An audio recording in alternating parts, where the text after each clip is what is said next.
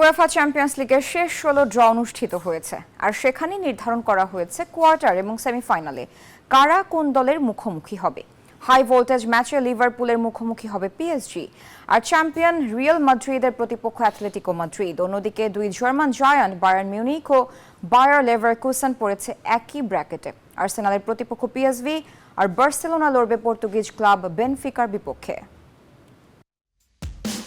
চলতি মৌসুম থেকে নতুন ফরম্যাটে চ্যাম্পিয়ন্স লিগের খেলা আয়োজন করছে উয়েফা, যে ফরম্যাটটি শুরু থেকেই জমজমাট রোমাঞ্চ দেখিয়ে যাচ্ছে। প্লে অফ থেকে বিদায় নেয় ম্যানচেস্টার সিটি ও এসি মিলানের মতো সাবেক চ্যাম্পিয়নরা। তবে এখনও টিকে থাকা ১৬টি দল এবার শেষ ১৬ লড়াইয়ে নামবে। সে লক্ষ্যে শুক্রবার অনুষ্ঠিত হয়েছে ইউসিএল এর শেষ ১৬ ও কোয়ার্টার ফাইনালের ড্র,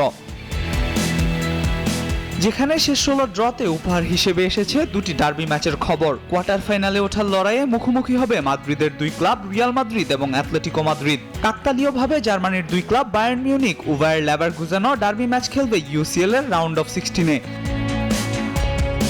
ইউসিএল এর নতুন ফরম্যাটে দুর্দান্ত ফর্ম দেখিয়ে যথাক্রমে টেবিলের শীর্ষ দুয়ে থেকে নকআউট পর্ব নিশ্চিত করেছিল লিভারপুল ও বার্সেলোনা, যেখানে বার্সা তুলনামূলক সহজ প্রতিপক্ষ পেলেও লিভারপুলকে দিতে হবে কঠিন পরীক্ষা। যদিও শেষ ১৬-এ ওঠা প্রতিটি দলই নিজেদের সামর্থ্যের প্রমাণ দিয়ে এসেছে। কোয়ার্টার ফাইনালে ওঠার লড়াইয়ে মুখোমুখি হবে বার্সেলোনা ও বেনফিকা এবং লিভারপুল ও পিএসজি।